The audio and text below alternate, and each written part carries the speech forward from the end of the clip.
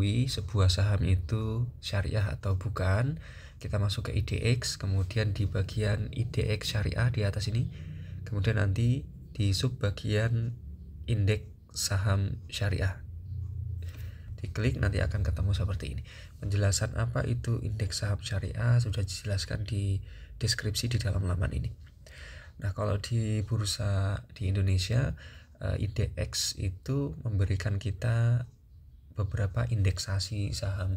Jadi ada beberapa ukuran yang dipakai untuk mengidentifikasi apakah saham itu syariah atau bukan.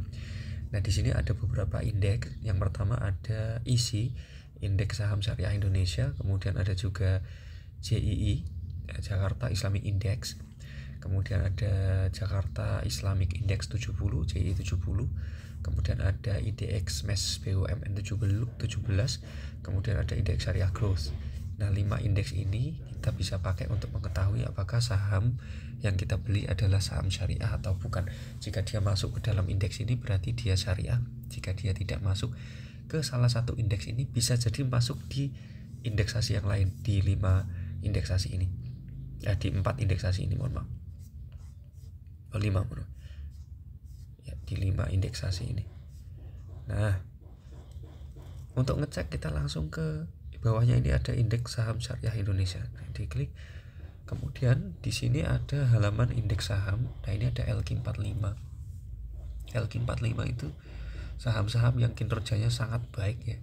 Siapa yang ngukur? Ya orang-orang ahli di IDX sana, di bursa efek Indonesia. Ada ukuran-ukurannya. Nah, kalau kita mau LQ45 belum tentu Islam, tapi kalau kita pindah ini menjadi misalkan ISI,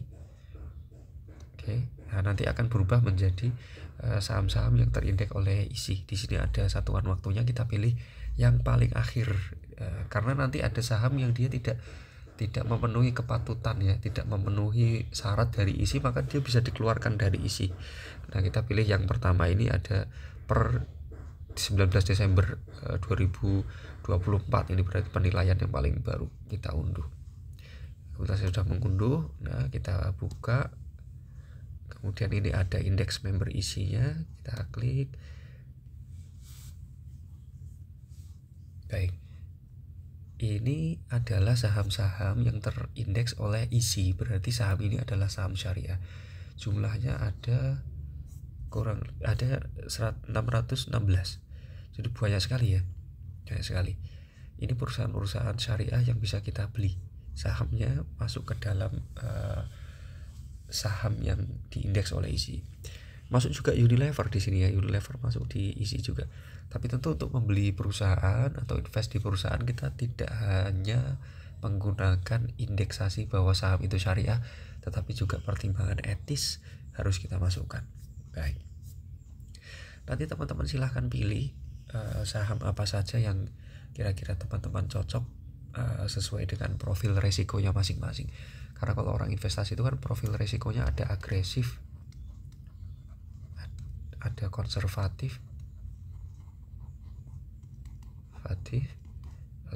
ya, ada kemudian moderat.